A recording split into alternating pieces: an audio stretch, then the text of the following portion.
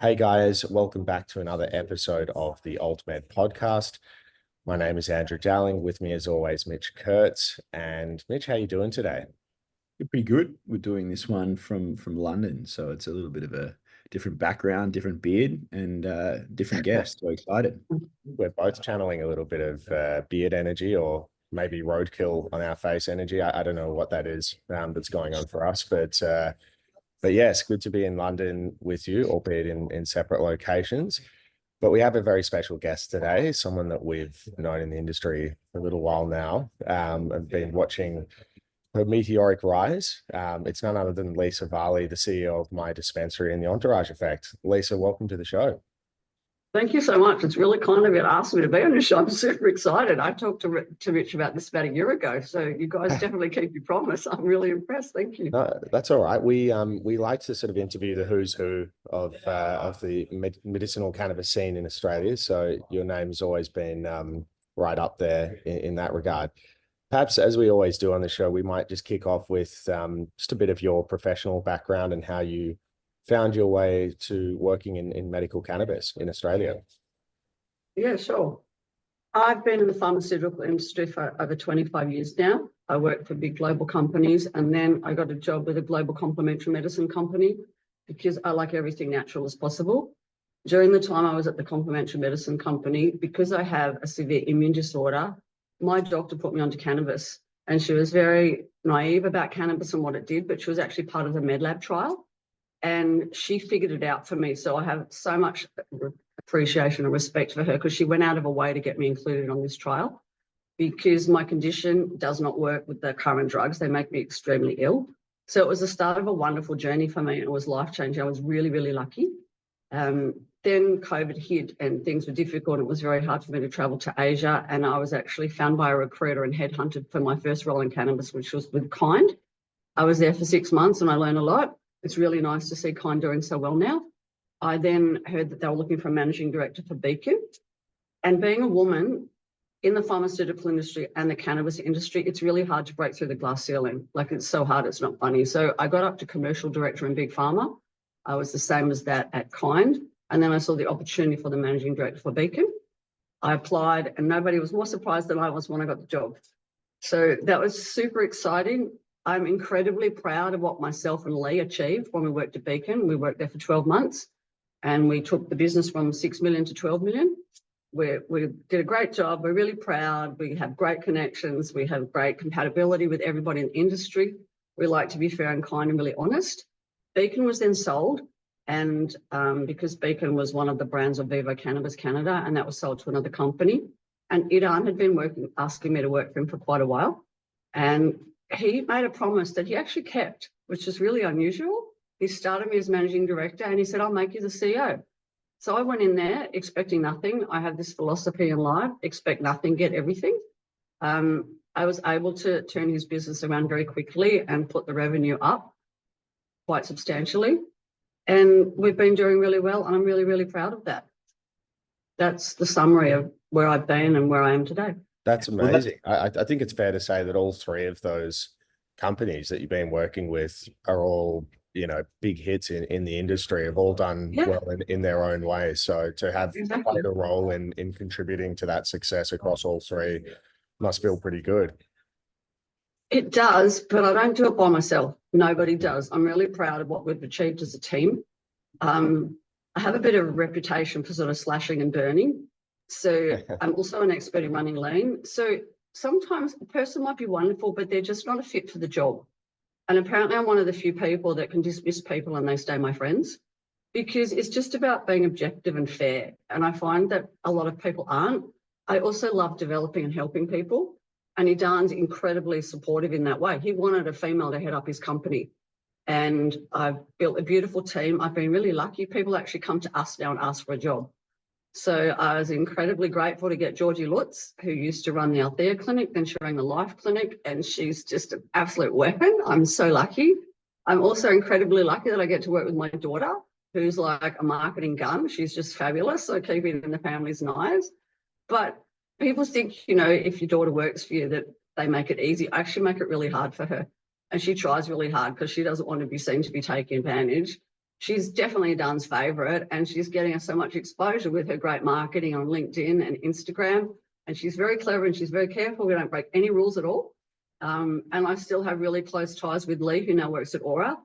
And the industry's been very good to me, and I'm very lucky, but there's still a long way to go, and there's still too much stigma, and that actually really bothers me. It's a huge problem because cannabis has been life-changing for me. I've been able to reduce my drug load by 80% and lead a normal life. That's a miracle. But it bothers me the fact that we're not allowed to talk, we're not allowed to educate, and yet anyone can get on Reddit and just say anything. One of my biggest qualms has always been if somebody will go to the doctor and say, I can't sleep, and they'll get a lovely flower high in myrcene, and they'll come back and say, this is great, I'm really, really happy. But then their mate will find out about something else and they'll go and ask for that product, and then they'll take it. It's got no myrcene, they don't sleep, and they get on Reddit and they bash it. I just think it makes it difficult for us. I'm also incredibly disappointed about the position that the RACGP has taken. They won't include cannabis companies in their program. I think that's really wrong.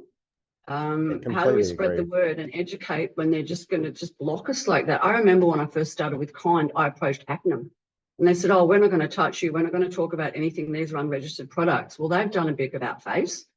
I know that the GPC has plenty of cannabis companies there. We also support all of the conferences because we like to give back in that way. But I just like to see the dynamics change a lot. And everybody, not just me, is really upset and concerned with the TGA and the way that they handle things, because they virtually tell us, have a go. If you stuff up, we'll fine you. If you don't, we'll leave you alone. And I don't think that's right. I completely agree with all of that, Lisa. And just picking up initially on the RACGP, I don't actually, at a certain point, you kind of go, well, with hundreds of thousands of Aussies being prescribed medical cannabis, what are these guys actually doing? They clearly, they're a member-led body, so they're meant to sort of, I guess, govern in the interest of GPs, but that doesn't happen without a significant number of GPs. So it's not actually being representative of their members. And in my very frank personal view, I think sort of history will judge them very sharply for turning their back on medicinal cannabis companies who do provide relief to a considerable number of Australians. And yeah, of course, regarding the TGA, I mean, I guess the disappointing thing about the TGA is that the rules, everyone that I speak to, that they just say the rules just aren't clear enough. And, the guidance that came out, I think it was December last year, was nearly 4 years or 5 years after the initial guidance. And rather than educate the industry, I think they've taken more of a punitive approach, which to me just isn't actually helpful. If the goal is actually to get everyone in the regulated community to do the thing that you want them to do, you need a combination of both. But at the moment, they're really just kind of swinging the axe a little bit and just going in hard on anyone that they perceive under their interpretation of the rules to be contravening the act. So we are in a very kind of turbulent and dynamic time, despite all of the success that is being experienced across the industry. It just makes it difficult for people because, the TGA and their position, their attitude is just so wrong. I've been to many TGA meetings and somebody from the TGA said, no, all of these products must be registered. Do they not know that flower can never be registered, not as a traditional drug? To do a clinical trial, you've got to prove consistency, right? It's like the COVID vaccination. They forced us to have it. I really resent having to have it. There's no way that they know that that's safe. And yet a psychiatrist wrote an article recently stating that cannabis is dangerous. It's only good for multiple sclerosis and, MS-related spasticity and for Dravet syndrome epilepsy. And then as an aside, he goes, oh, it's really good for palliative care as an antiemetic, for like nausea and vomiting. Well, there's no good science on that. No one's done a clinical trial. There's plenty of papers about cannabis. So for him to say there's no research and it's not safe, my other big bone of contention is that cannabis can't kill you. If you took cannabis alone, you'd actually fall asleep. However, if you got picked up by the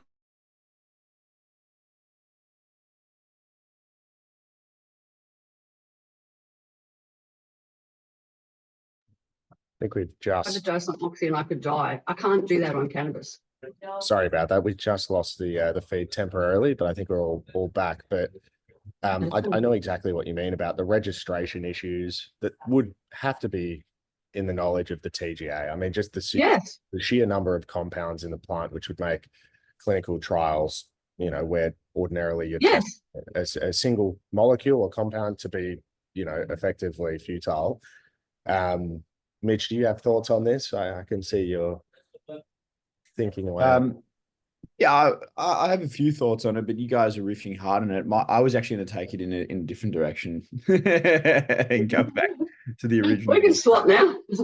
Yeah, no, I was going to say it was funny because you said at the start that I was keeping our promise by having you on. I remember when you were at Beacon, I actually wanted to get you on, but you were just on the cusp of finishing up that role, and I was actually really curious to know what the difference is like going from, I guess some people call it like in-house to agency, but in terms of going from the product supply side to the distribution side and seeing literally how everybody does it, as opposed to just one or two brands in the case that you were at Beacon and Kind. But what that transition was like, one, and then two, I've got a follow-up question, but I'll let you do that one actually first. They're not easy questions, okay? The transition for me was seamless because I'm manic about education, knowledge and learning. So when I transferred from Beacon to what I do now, which is running a clinic and a dispensary and wholesaling business, I really knew what everybody was doing already. So what I've learned along the way is what's good, what's bad, and what's not to do, and the position that I want to take in the industry. And I get up there and shout from the rooftops about the things that I believe in. I just think it's not fair that patients aren't being looked after properly. And at the end of the day, that's what this all comes back to. We all need to make a living. We all need to make money. But we've got a drug here that is so helpful in so many ways, and it's still demonized, and it's not fair. Well, So I mean, it's on that, do you see the drug as only that, a drug, or do you see it has a recreational place in society as well? It could be both. It just depends. The problem is the people who, it's like everything. If you eat too much food, you get obese and you get sick, okay? It's the same with drugs. If you're going to use cannabis as medication, or you're going to use it recreationally, if you're just using it alone, it's fine. I think the problem comes when people start mixing it with everything else. And also, Australia is so backward, it's going to be years before they legalise it here, if ever. I don't believe that's going to come anytime soon. A lot of people think I'm wrong. I actually don't agree. I personally use cannabis as medicine. I know people that use it to relax. I think a lot of the people that would use it recreationally, there really is a medical need for them. They're probably used to using it for their insomnia or to help with anxiety. Problem I see, and I've had staff do this and I've actually dismissed them, is they have really severe anxiety and they're puffing on THC all day, and it's complete opposite of what they need. So this is when it gets difficult, because even now, a lot of doctors don't even understand terpenes or why they're so important and why that makes the medicine work. There's one clinic you ring up and they say, oh, what do you want, a sativa or an indica? Like, that's ridiculous. I'm sorry. It's not that simple. There's like 1,000 SKUs, I think now. I think we've got 900 at the Entourage Effect. There's so many choices, it's not funny. Yeah. It's come a long way. I mean, yes. Those, since you were maybe back in the days at Kind, like the difference in the selection of products is just outstanding. And there's so many different companies. Speaking of all those different companies, it's been said that the cannabis industry, probably like a few industries, is a bit of a boys' club. How do you feel about that statement, number one? And number two, if you agree, how do you navigate that as obviously a woman in a powerful position? I've been helped a lot by the network of women that I work with, and the cannabis industry for me, boys club possibly. I don't think we should just say that about the cannabis industry. In fact, I find the cannabis industry better. I find they have a much better attitude to women. There's a lot of people, look, there's Nan Marie, she heads up ECS Botanics. There was the lady who headed up board. There's some fabulous people. We work really closely with Teresa Nicoletti and the UIC, and you've got Lucy Haslam. So I think for a woman who's dynamic and wants to move forward, I actually think there are opportunities in this industry. So it's actually easier in this industry, I believe. It's easy just to throw things out. Oh, it's a boys' club, it's this, it's that, the other. But as I said, Idan really promotes women in the workplace. I mean, I think at least 50% of our business is women. I know many other brands that have got women heading them up or in pretty high positions. I mean, look at Lisa from Astra, look at Asper from Ducasa. There's a lot of influential women in this industry. It's true. There actually are. You know, you've got Lee, she's really high up at Aura. If I look around, yeah, there's plenty of women in good high up positions. You've got Heidi up at Whole Life, she's a CEO. There's myself, like I said, there's Nan, there's the lady from Board, the lady at Little Green Farm. You've got Barb at Little Green Farm, she's fabulous. And then Fleta before that was the CEO. So no, I actually find cannabis a lot fairer and a lot less restrictive. It's a bit of a girls' club, actually. Oh, it's getting that way. It's getting that way. Like Mel Wentz was writing a book, Cannabis Queens. And you've got Liz Warburton. She's a fabulous educator. She's, you know, forging ahead in her career. No, I think it's exciting. I think it actually gives more opportunities to women because at least people listen to us. Like you listened to me from the beginning, Mitch. You've taken me seriously from day dot. I've always really appreciated that. Yeah, of course. If I didn't, you would have beaten me up. But that's another story. I think maybe the only comment I'd make on that, and I totally take your point about Nan, who does a phenomenal job at ECS. Yeah. But I think maybe the listed companies in the sector, perhaps there's you know, room for more female representation at the board level at some of those companies. But yes, for sure.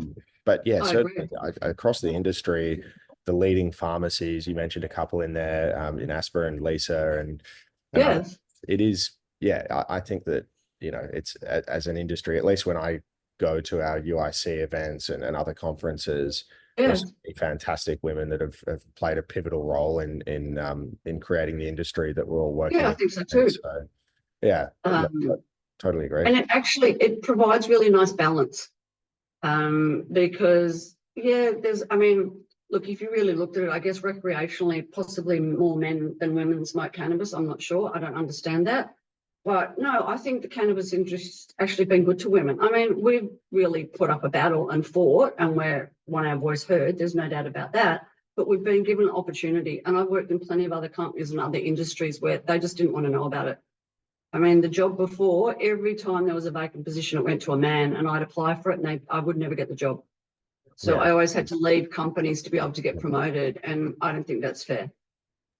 Sorry, just excuse the laughter. I've got a few background noises here where I am, but I just had a question just around I guess the learnings. You know, you'd probably at this point be considered a bit of a veteran of the industry, having worked at a few companies. And, you know, there's a few out there.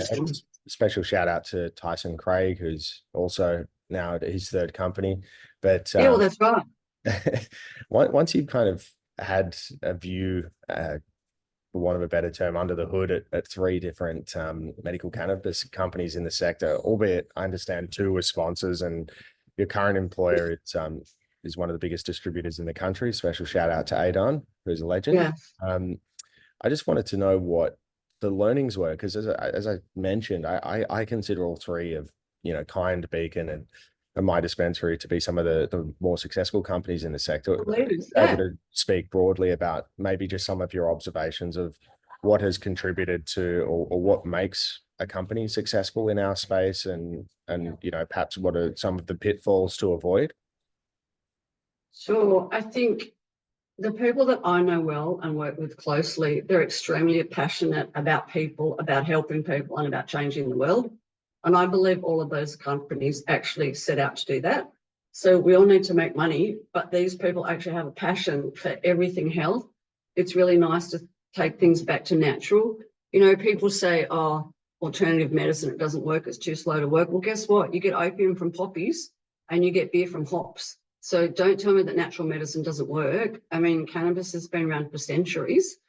And I think these people come into this business, there's the good guys and the bad guys, there's always that. But the three companies that you mentioned, Idan started his company to help people. He had a problem himself. He fixed his problem, and then he wanted other people to be able to do that. And we've just forged ahead from there. Idan is so entrepreneurial, so big picture, and he gets me to do the execution. So we're really proud and happy that we now have over 80 brands. And the backbone of what we do is it's always about helping people. Like I just got a call from somebody in Cairns. They want education, and they don't want it from an MSL from a company. They want somebody who's completely brand agnostic.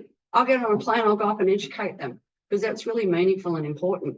So look, I'm tough, okay, in business, and you've got to run lean and you've got to save money in that. And I've got this huge thing about ROI. Everyone at work hates me because I say it nonstop. What's the return? Why are we doing this? But there's some things that there's no immediate return, but going up and educating people, that for me is really important. So it's a whole group of doctors in a pharmacy up in Cairns, and they want somebody to go there and help them. I'm happy to go and help them.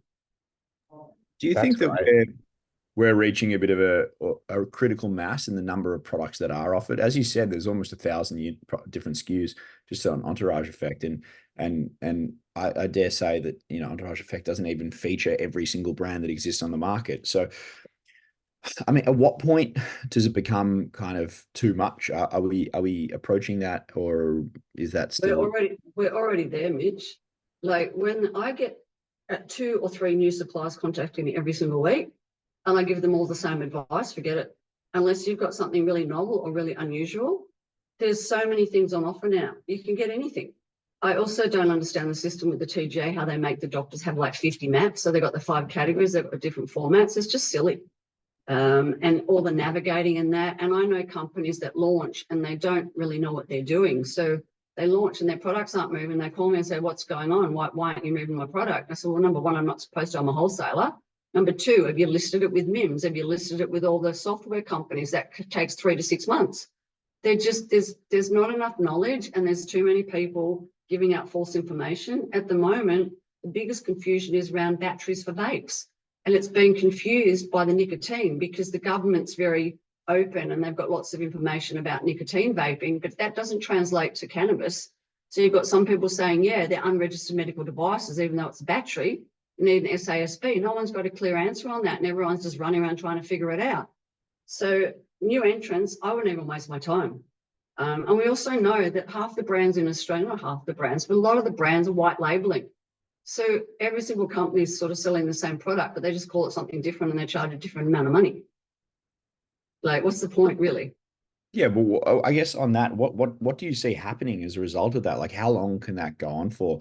I mean, it sounds like, we had this situation in North America where you had everyone rushing to the sector to grow cannabis. A lot of money operations went out of business. Like, what do you see happening? Do you see the same thing kind of happening in the product market? Do you see the same thing happening in the distribution market? I mean, there's quite a few distributors now, actually, compared to what we had 3 years ago. Yeah, where do you see this all going? I actually have very fixed ideas of where I see it going. I think a lot of people will disappear. I also think give it 2 years. I think it'll be about 2 years. And I think that somebody like Sigma will get in on the game and they'll do it really well. And they'll be able to charge a lot less than the existing wholesalers. And then that makes the pharmacy's life easier because they can order from one place. So we know that Chemist Warehouse used to work with Symbion, and Symbion never really wanted anything to do with cannabis. Then they got Med Relief, and I think now they might have Althea. But now Chemist Warehouse has had a falling out with Symbion and they're moving back to Sigma. Now Sigma and Chemist Warehouse, one of them's trying to buy the other, but the ACCC's blocked it, but it will get through. And I'm pretty sure that in the future, Sigma will start and there won't really be much room for the other wholesalers. That's a very interesting prediction, but I totally understand your point. And one of the reasons why, for example, CanView has done so well historically, at least, is due to that convenience factor for pharmacy ordering. Yes. But as we always say, one tiny regulatory change as well can have significant impacts. I mean, I totally take your point about being relatively pessimistic on when Australia might legalize cannabis, but if they were to do that, the whole game changes again. So it's a very it's a dynamic industry to work in. And picking up on your point from before, if you are a prospective new entrant to the market, good luck, really. It's I won't see you. They've got formularies now. They're blocking. Doctors are sick to death of seeing MSLs. They won't talk to them. Yeah. And then you've got little closed loop systems where you're not allowed to talk to the doctors in the first place. Yeah. And Lee and I proved it. Lee and I made $12 million in 1 year by ourselves. We didn't have a team of MSLs. You don't need it. It's a waste of money. You've just got to find the big clinics, hope that they may talk to you, and then everybody wants to do a deal. Yeah. And it's just like, Yeah, it's just it's becoming too commoditized, I think. It's like doing business in China, everyone's clipping the ticket. But it just out of interest with some of the more, like it's yeah, the challenge is quite clear, I would think, for any new entrant. The thing that's still always puzzled me is just the number of the OG cannabis companies in the sector that somehow fell into trouble. I mean, you've got just ridiculous growing demand in this space. Yeah. The addressable market just grows and grows year on year, and some of them are on life support, or they've had to tap out. I mean, just speaking, I guess, as a CEO generally, where did where did these companies go wrong? How did they get it so wrong? What are the tripwires that you can kind of discern from those experiences that we've all observed? Sure, it's very simple. People have just jumped in the deep end with no business plan, no forecasting, no nothing.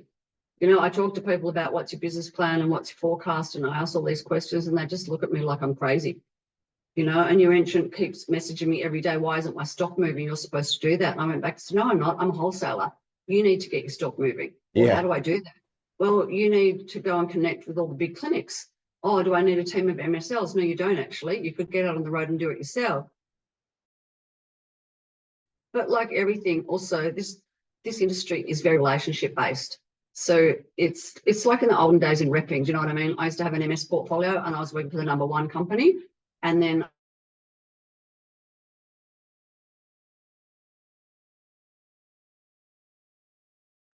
Sorry, just having a connectivity issue. Maybe from the London company, doesn't quite have they the just started, internet they just infrastructure started that prescribing we the have new in drug. Australia. Sorry, Lisa, we just had a dropout. I'm not sure Oh, cool. on our side, but sorry, as you were. Yeah, so in the days of Big Pharma, when I used to work in Big Pharma, when I'd swap from one company to another, especially if it was the same type of drug, the customers had just jumped ship with me. Relationships are everything, and anybody who doesn't understand that, then they're wrong. Yeah. I do a lot of introductions for people because people trust me. So if people come and they don't know anybody and I introduce them, I can open some doors for them. But I can't be doing that for 80 companies. They need to take responsibility themselves. And it's not easy. We have, as Mitch pointed out, there's just too many products. And then you've got some really established players like you guys. People love the Phytoka products. People love the Humacology products. Canatrek does really, really well. I mean, our Canatrek sales, 35% of all Canatrek sales that come through us is still is Topaz. You know what I mean? First to market, always, if you're clever, you can hold your ground. But I remember when Canatrek recently said they wanted to get back with Montu, and we were speaking to Craig and we said, oh, do you really want to do that? And he said, well, yes. He said, because our sales have suffered since we broke away. And I said, did your sales go down? He said, no, we held our ground. And I said, well, you know what? You're actually really lucky because there's like about another 60 entrants since then. And the fact that you're holding the ground is actually a really good sign because everybody's getting diluted. Pharmacies are coming to me now and saying they're losing customers and business because they're going to the clinics where they've got this closed loop and they don't get to get their own prescription. It's just sent to them by a pharmacy.